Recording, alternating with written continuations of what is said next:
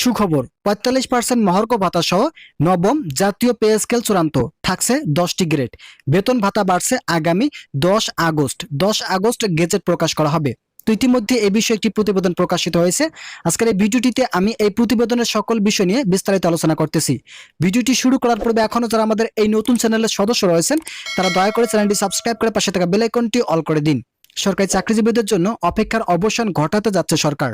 নবম জাতীয় pay scale বাস্তবায়নের চূড়ান্ত রূপরেখা তৈরি হয়ে গেছে এবং আগামী 11 আগস্ট গেজেট আকারে তা প্রকাশের প্রস্তুতি চলছে। নতুন পে স্কেলে শুধু বেতন বাড়ানোই নয়, বরং কর্মচারীদের জীবনমান উন্নয়ন ও সম্মানজনক জীবনের নিশ্চয়তা একাধিক গুরুত্বপূর্ণ ভাতা ও সুবিধা সংযুক্ত করা হয়েছে। পে কমিশনের সুপারিশ এবার একটি যুগান্তকারী দিক হচ্ছে ৪৫% মহার্ঘ ভাতা অন্তর্ভুক্ত করা, যা চলমান দ্রব্যমূল্যের ঊর্ধ্বগতির প্রেক্ষাপটে কর্মচারীদের জন্য অনেকটাই স্বস্তি হয়ে দাঁড়িয়েছে। এবারের নবম জাতীয় বেতন কাঠামোতে সর্বোচ্চ 10টি গ্রেড নির্ধারণ করা হয়েছে। 2015 সালে অষ্টম বেতন স্কেলে যেখানে প্রথম গ্রেডে বেসিক ছিল ৭৮,০০০ টাকা, নবম গ্রেডে সেটি বাড়িয়ে ১,০০,০০০ টাকা করা হচ্ছে। সর্বনিম্ন গ্রেডে বেসিক বেতন ধরা হয়েছে ৩০,০০০ টাকা, যা আগের তুলনায় প্রায় দ্বিগুণ।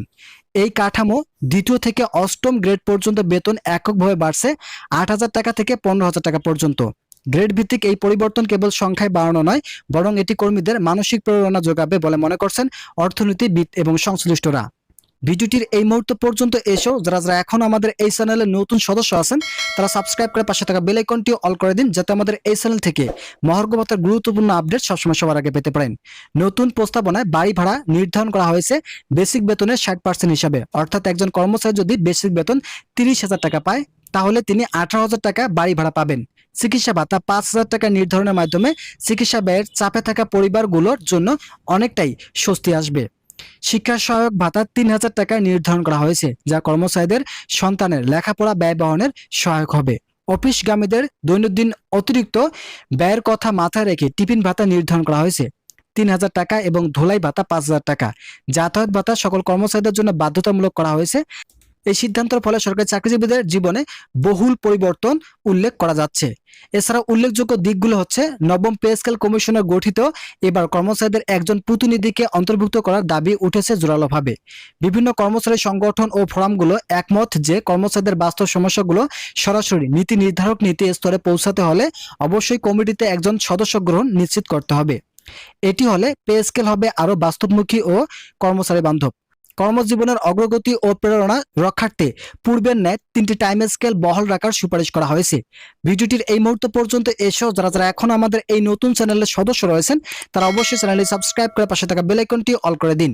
অর্থাৎ নির্ধারিত সময় এবং সন্তোষজনক পারফরমেন্সের ভিত্তিতে কোনো কর্মচারী যদি পদোন্নতি না পায় তাহলে নির্ধারিত টাইম স্কেল অনুযায়ী স্বয়ংক্রিয়ভাবে তার বেতন বৃদ্ধি পাবে। পাশাপাশি মেধা, দক্ষতা এবং যোগ্যতা এছাড়াও নির্বিচ্ছিন্ন সৎ চাকরির ভিত্তিতে সকল গ্রেডের কর্মচারীদের জন্য পদোন্নতির সুযোগ রাখার সুপারিশও করা হয়েছে। চাকরি শুধু টিকে থাকার মাধ্যম নয়, বরং সম্মানজনক জীবনের পথ, এই নীতিকে সামনে রেখে এবার পে স্কেল প্রণয়ন করা হয়েছে বলে মনে করছেন সংশ্লিষ্টরা। এমন একটি কাঠামো প্রণয়ন করতে গেলে বাজেট ঘাটতির সংখ্যা থাকলেও দেশের অর্থ-সামাজিক উন্নয়ন ও উৎপাদনশীল প্রশাসনের স্বার্থে এ ধরনের বিনিয়োগকে মানবিক বাজেট বলে আখ্যা দিয়েছেন অর্থনীতিবিদরা। অবশেষে সকল দিক বিবেচনা করে এই নবম জাতীয় বেতন স্কেল আগামী 11 আগস্ট গেজেট আকারে প্রকাশ হবে বলে জানিয়েছেন নির্ভরযোগ্য সূত্র। তো ইতিমধ্যে এই বিষয়ে একটি প্রতিবেদন প্রকাশিত হয়েছে। আজকের এই ভিডিওটিতে আমি এই বিষয়ে বিস্তারিত আলোচনা করলাম। আশা করি ভিডিওটি থেকে অনেক উপকার পেয়েছেন। যদি উপকার পেয়ে থাকেন তাহলে অবশ্যই চ্যানেলটি সাবস্ক্রাইব করে পাশে থাকা বেল আইকনটি অল করে দিন।